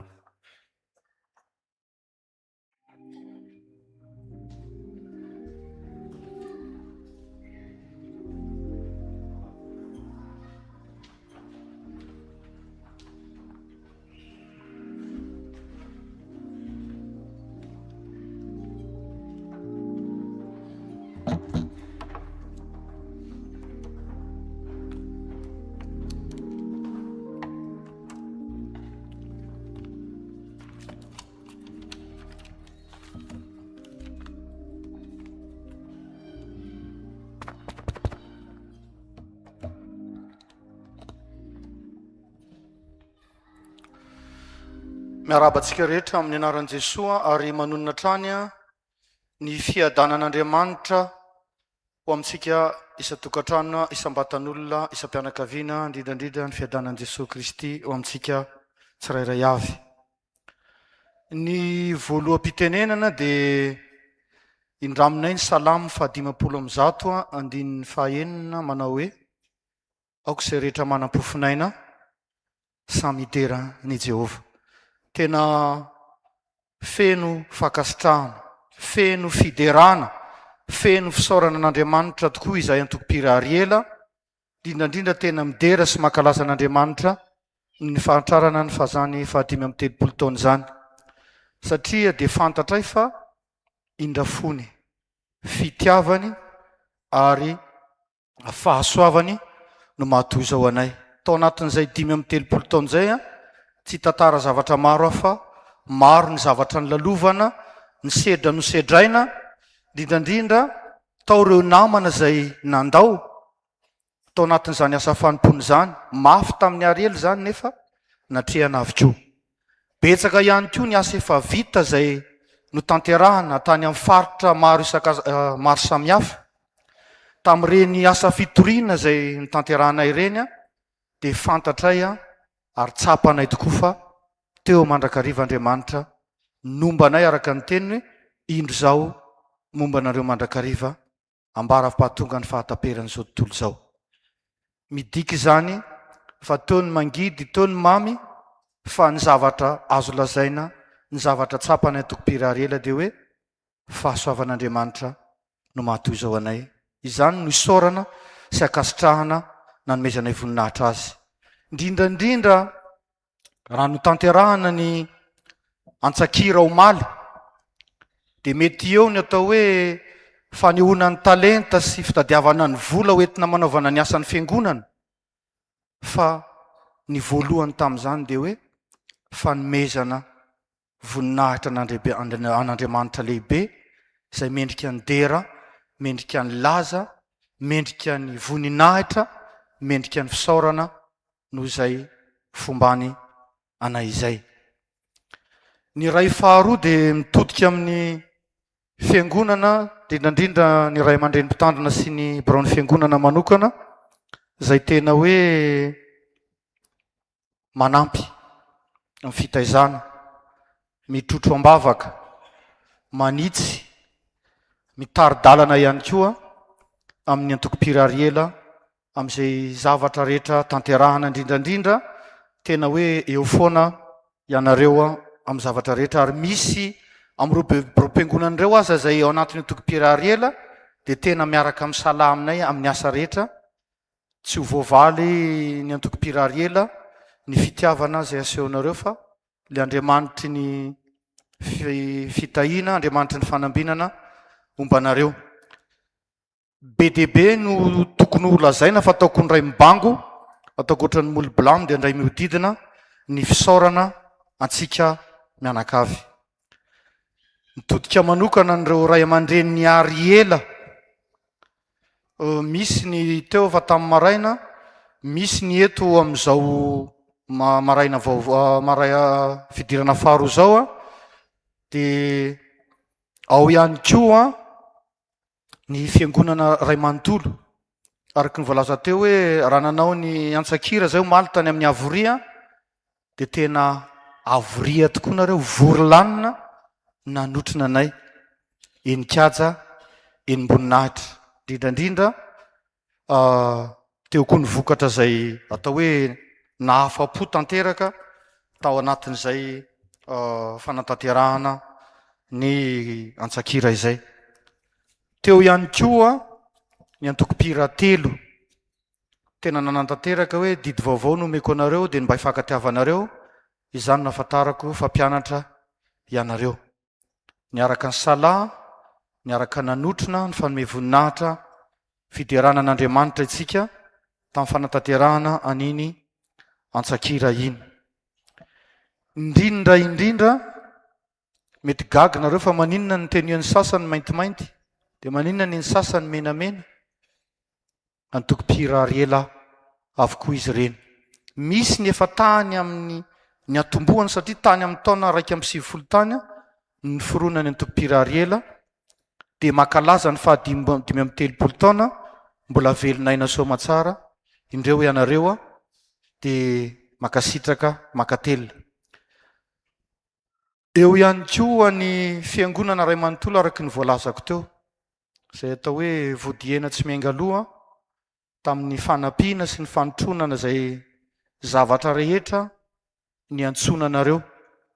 Rehefa miantso zay mizara an'ireny fanasany ireny zay dia indronareo manotrona anay mandrakariva amin'ny asa tanterahanay. Tena hery lehibe ho anay ny fanotronanareo sy ny asa tanterahanareo. Mety misy ny ho adino, mety misy ny tsy voalaza, fa ny amaranako azy dia zao hoe Andriamanitry ny fitahinany, Andriamanitry ny fanambinana, Andriamanitry ny fahasoavana, ilay Andriamanitra tsara tsy miova omaly sy anio ary mandrakizay, izany anambina ny fiainana isan-tokantrano, ny sambatan'olona tamin'izay rehetra voatonona teo ireny. Ho mariky ny fifalianay, mariky ny fanampianareo fiangonana anay satria dia avy aminareo ny asa izay nitanterahanay dia atolotritsika fiangonana Ray Manontolo amin'ny alalan'ny Ariela ny vola izay hoentina anatanterahana ny Espace Salema.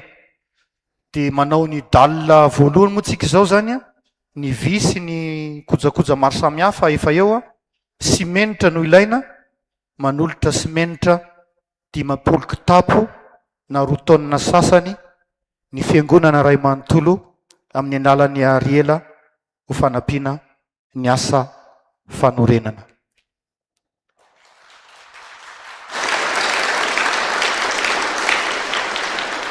Araka ny voalaza teo ihany koa dia fakasitrahana ny ray aman-dreny mpitandrina manokana satria izy no mitarika antsika fiangonana dia manolotra valopy misy vola ihany koa zay pastera, tsy sahaza ny tolorana fa sahaza ny mpanolotra tantely tapabata tompoko ny fo manolotra azy mameno azy ka dia makasitraka Andriamanitra ny anome sainanao mandrakariva sy fahendrena ahafahanao mitondra ny fiangonana amin'izay lalana marina sitrapon'Andriamanitra tokony hitondrana azy. Manarak'izay ihany koa dia pastera stagiaire moa tamin'ny maraina efa teo dia manolotra koa zay any pastera stagiaire. Ao ny concierge manolotra valopy ihany koa zay ny mpanadio ny fiangonana, ny parking. Maro tsy tambisaina ny zavatra tiana ambara fa hoe araky ny voalaza ny malagasy hoe afaliana malina hony dia ny loha nahodikodigna dia makasitraka makatelina ho an'Andriamanitra irery ny voninahitra. Ny adiniko fotsiny dia zao hoe izay tena zava-dehibe dia mitodika manokana aminareo birao izay tena hoe miara-misalaha afanatanterahana ny asa.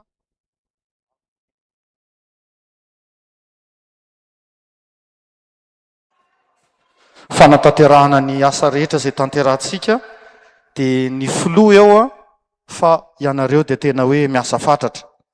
Eo ihany koa ny filoha mba tsara raha misy eo angambany ve tsy tsisy eo ve filohan'ny fandimby i président Hery angamba eo dia mba mitsangana kely ianao raha tsy mahadiso. Izy dia anisan'ny efa nitondra ny Antompira Ariela, Monsieur Riri izay filohan'ny FMK dia efa nitondra ny Ariela ihany koa, Madame Bodo izay filoha lefitra amin'izao fotoana dia efa nitondra Ariela ihany koa. Filoha fahavalo ny tenako fa atao anatin'izay iny Monsieur Riri izay efa nitondra ny Ariela ihany koa dia makasitraka makatelina anareo fa matoa ny Ariela mijoro araka ny voalazako hoe nareo no namono ny voay fa i Dokotera Daniel no miravaka ny vanginy ny amin'izao fankalazana ny 530 taona izao. Makasitraka makatelina dia ho tratra ny 530 taona indray itsika rehetra. Ny tena zava-dehibe dia izao io ny mpikambana rehetra ao anatin'ny Antokom-Pira Ariela na ny tranainy na ny vaovao dia tena hoe mampihetsi-po ny fiarah-mientana fanatanterahana ny asa dia makasitraka makatelina ho tratra ny elindrindra ny ary ela ho an'Andriamanitra irery ny voninahitra. Amen.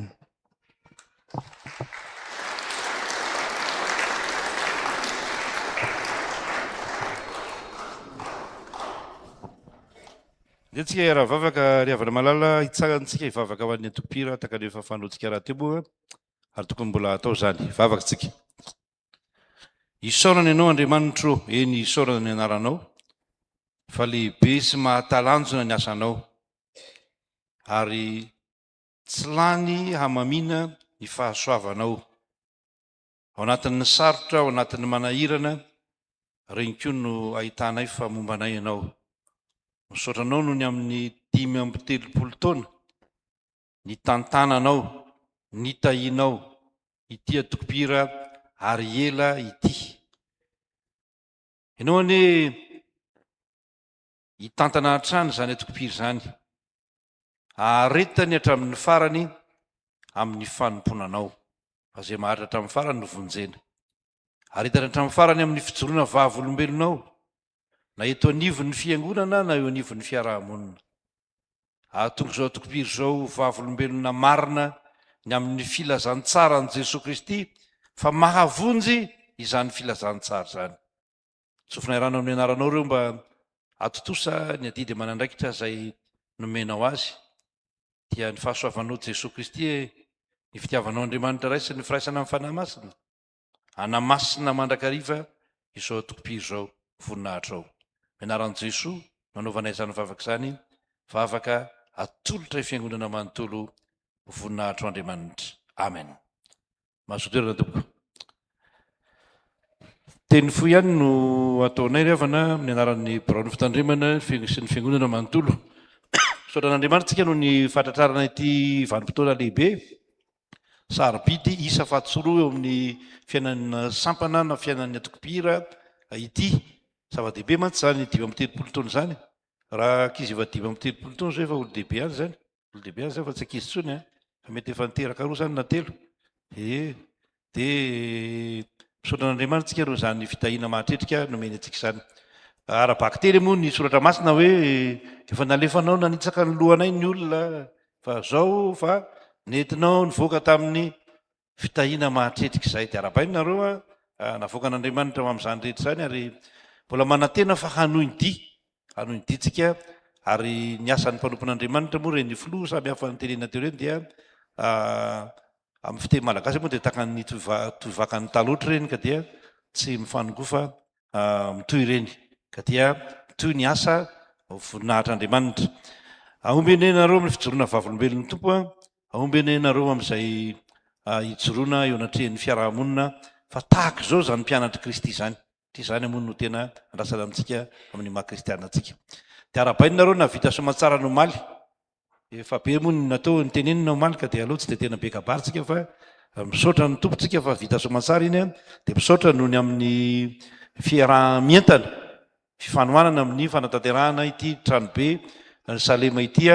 Makasitraka tompoko, ary efa 3 taonina mahery zao zany raha ohatra ka tambara, satria misy atokopira koa efa nanao 2 taonina mahery, dia nareo na 2 taonina mahery, dia efa 3 taonina mahery zany zao, dia efa manakaikaiky ihany izy fa matokotsika. Misy mpanompon'Andriamanitra ankiray tao amin'ny komity nyteny tamiko hoe aza matahotra pastera, zanga matahotra fa aza matahotra pastera fa omen'Andriamanitra io, satria mbola tsy nisy tokotaniny moa zany ny siman tamin'izany fotoana zany. Dia ho an'Andriamanitra irery ny voninahitra, dia maray-tanana anareo zay mampaheranareo rehefa avy eo, fa marina tokoa no lazaina to fa matoa mandeha ny zavatra moa dia ao Andriamanitra, fa ao koa ianareo mpanompon'Andriamanitra zay miara-miasa, makasitraka manokana anao ny président miaraka amin'ny birao mampahery antsika rehetra. Misy resaka moa mikasika ny dia misaotra amin'ny fanomezana rehetra nomenareo teo, ohatra zay zao le ny fanamina. Ny fanamina, nahazo fanamina vaovao ny arena. Allo ampatsivo kely any fa nisy fanapahan-kevitra efa nataon'ny fobe Fitsikemy tamin'ny alalan'ny mpiandraikitra fobe, fa hoe tsy tokanana ny fanamina, tsy tokanana ny fanamina, fa entina mbavaka ny olona manao fanamina. Olona manao fanamina zany no entina mbavaka, fa tsy ny fanamina akory ny tokanana, satria tsy mitovy amin'ny hoe trano na olona na sahala amin'izany, fa dia fanamina akanjo ireny. Rovita alohan'ny aina, zany fitentsika malagasy. Dia tsara le fanamina satria mena ino moa filazana iny zany rola ranomby ranombalahy zay endriky ny fanamasina matoa moa zany atao mena tahaka zao dia ao anatin'ny aladiny trinitétsika zany zao de mariky ny asan'ny fanamasina zany hiasa ao aminareo anery zanako ny fanamasina hiasa mandrakariva amitsika mofenona ny fanamasina ianareo aefa be ary nany tsy manao an'le mena be aza manao an'lay neu manao an'le neu menamena de zany tsy milaza hoe nitenda anareo any nisy fanamasina akory fa misy fanamasina omponareo ary feno ny fanamasina ianareo satria hivavaka tsika ho an'reny fanaminy reny tsy ny fanamina akory fa ho anareo ho amin'izany asa fanompony zany vavaka tsika jesoa misaotra anao zahay fa nahazo fanamina ny ary ela entina mbavaka izy ireo feno ny fanamasina tanteraka tsara ny asa fanompona ny fanamina moa de mety miala ny kodiny fa ianao kosa aza miala amin'izy ireo tompo matoky anao zahay fa ireny koa dia hijoroany vavolombelona fa manana ny fanamasina izy ireo ka mahery ka tsy nomen'andriamanitra fanahosa fa fanamahery mamin'ny finoana tompo misaotra anao zahay ary manolotra zany vavaka fisaorana zany amin'ny anaran'i Jesosy Kristy amen de mba irezinareo fa na izany aza totokana anazy reny tsy hoentina any an-tsena akory tsy hoentina any an-tsena reny na hoentina any amin'ny mariazy raha tsy hoe ny ary ela hoe mandeha mariazy tsika de manao tenue zay ngamba ny zavatra hafa anay zay zay revana malala andray tananareo avy eo fa mba hiotra kely zavatra hafa vetivety fotsiny malohan'ny andraisako tananareo fantatsika fa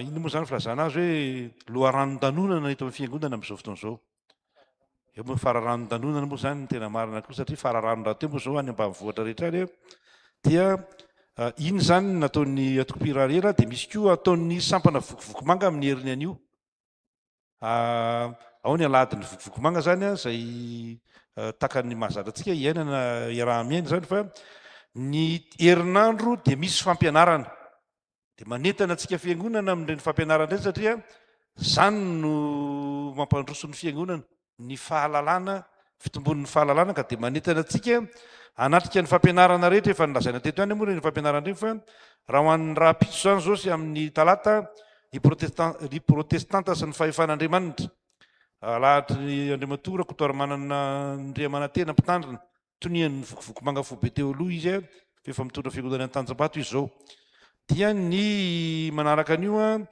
miady amin'ny mpidoroka sa miady amin'ny zava-mahadomelona de ny dokotera Irako Andriamasoa ami mpitandrina filohan'ny efitrikema teo aloha no andahatra an'izany taka zany hatrany ka manasa antsika rehetra ho tonga mandritra ny herinandro satria zava-dehibe ny fianarana ary eto de manaroatra kely hoe zany angeno anoratana boky satria tsy manana fotoanytsika hoe de ianarana isan'andro fa de izay no anoratana boky izarana tsy hoe fahaizana na hoe fahalalana mihoatra noho ny hafa fa azahoana mifampitaiza dia manoratra n'ireny boky reny zany mba azahoantsika mandray fahalalana ihany koa ho an'ny ny telo ora folakandro so tsy amindro sasany dia misy antsapiderana iarahana amin'ny tarika fanilo i fanilo moa ny fahalalako azy za moa zany ny asa ela ihany tato Antananarivo fanilo dia zafikely ny pasteur Rakotondravony Gilbert pasteur atao a Soavimasoandro teo aloha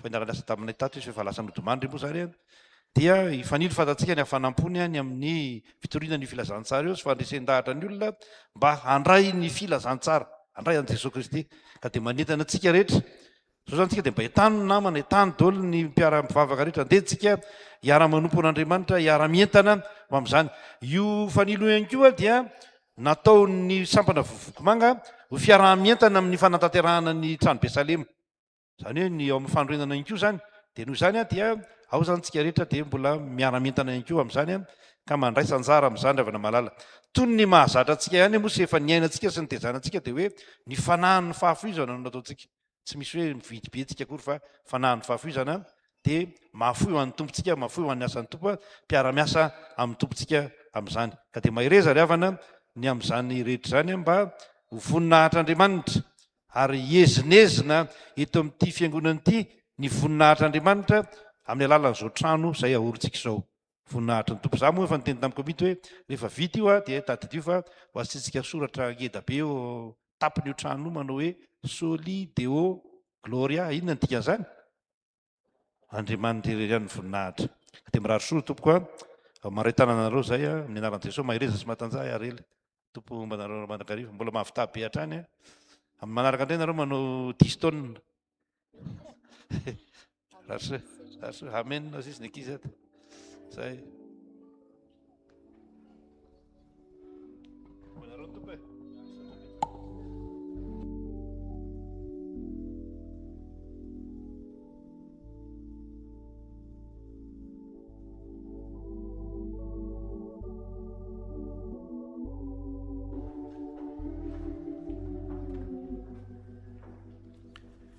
Ny fiarahantsika mentana amin'ireny moa dia fanehoana ny firaisan-kina, ny firaisan-po, ny fiombonana ao amin'ny Jesosy Kristy amin'ny alalan'ny fiangonana izay nomeny antsika. Irosintsika izao rehefa malala amin'ny zavatra manaraka dia ny fanentanana ataon'ny komitin'ny fanorenana somary ny amin'ny ny fahasoavana fiara-banareo nazy fahasoavana emotra kely amin'ny alady satria mba tsy hitarazoko loatra ny fotoana. Dia izao ny komitin'ny fanorenana no fanentanana ho antsika dia miditra mindrakitsika aorianan'izay sy ny famaranana ny fotoana. Dahary.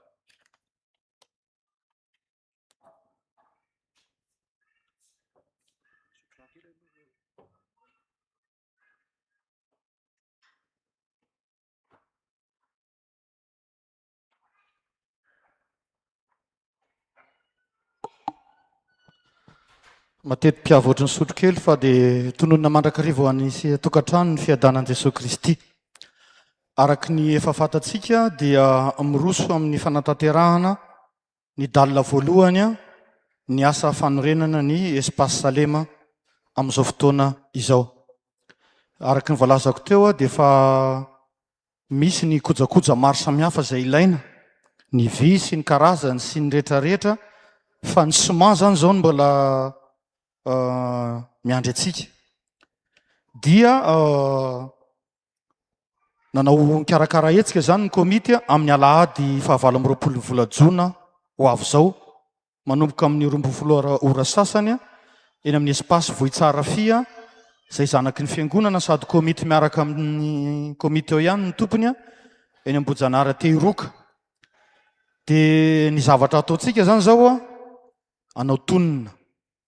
Ka ao anatin'izany tonina zany dia indramiko ty tenin'ny soratra masiny ty ho fanorenana zany fanoloran-tena izay ho tanterantsika zany hoe aoka ny olona rehetra samy anao arak'izay rin'ny fony avy tsy amin'ny alahelo, tsy amin'ny faneriterena fa ny mpanome amin'ny fifaliana no tian'Andriamanitra. Koritianina 2:7-7. Ny tonina izay atao zany tsy somahankory ny sanatria fa ilay sakafo tanterantsika dia araky ny voalaza hoe itsika no antoka ny kojakoja ho lanina amin'ny sakafo rehetra any dia itsika ihany koa no andray ny fanasana. Ka ny fanasana dia efa azontsika raisina amin'ny komity ao amin'ny vavahady ao ato amin'ny ilany anankiroa ato tsy zaraina fa manolo teny ianao izay vonina andray ny fanasana araky ny voalaza hoe tsisy faneriterena fa ny manome amin'ny fifaliana no akasitran'Andriamanitra. Ao anatin'izany fanaovana ny tonina zany dia ataontsika ny hira 7:30 ao amin'ny firana FFPM dia ny dekona andalo eny amintsika andray izay foy amin'ny fanatanterahana izany sakafo mpifaliana ho tanterahantsika eny amin'ny Espace Vohitsara Fia zany.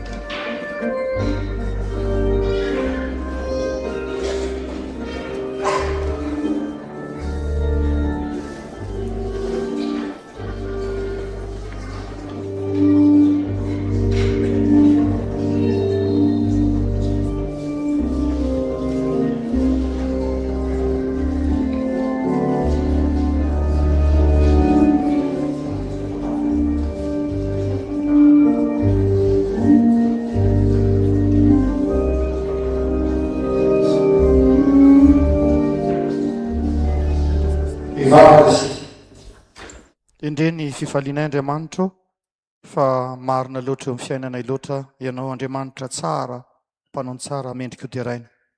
Misaotra anao zay ny amin'ny fitahianao sy fanambinanao ny mpanomponao tsirairay avy ka nahafahany mba nanolotra zay fitiavany indrindrandrindra ny fanoloran-tenany.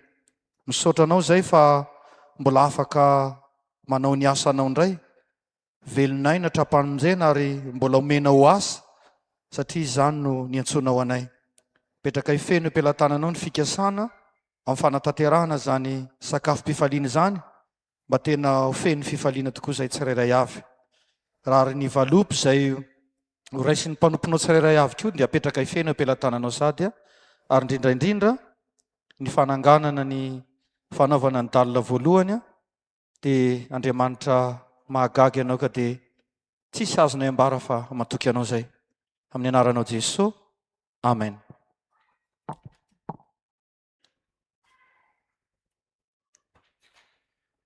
Dia tsika androso amin'ny misy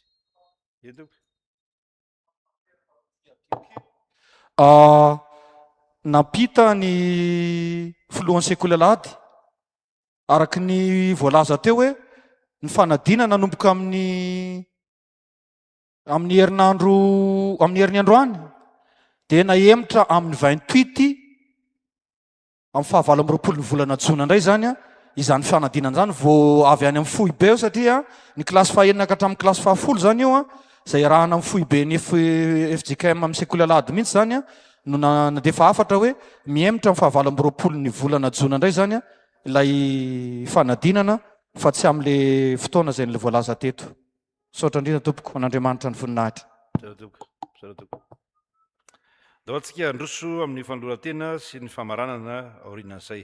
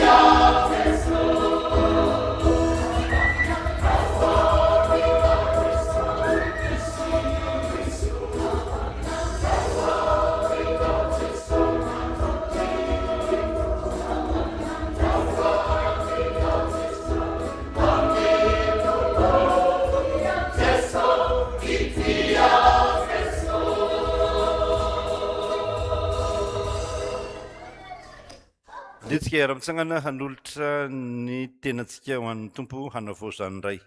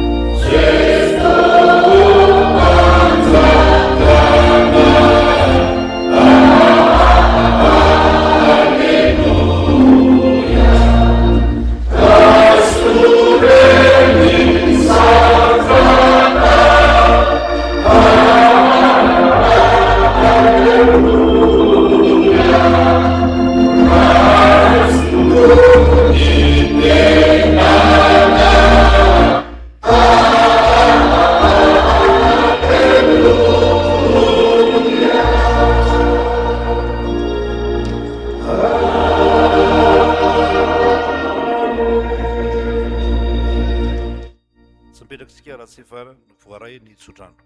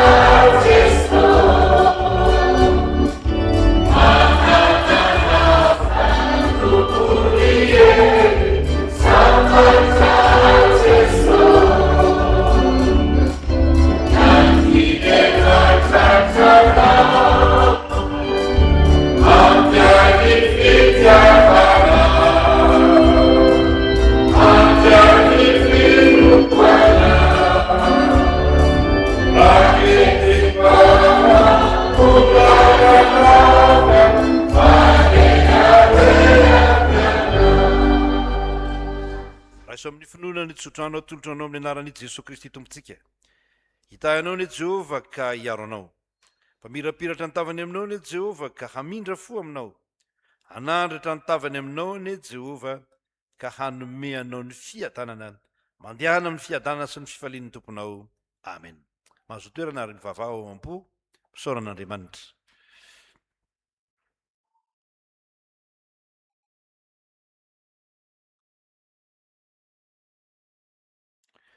Dia ho anao Andriamanitra tokana sady hendry irery ihany ny voninahitra amin'ny anaran'ny ray sy ny zanaka ary ny fanahy masina amen.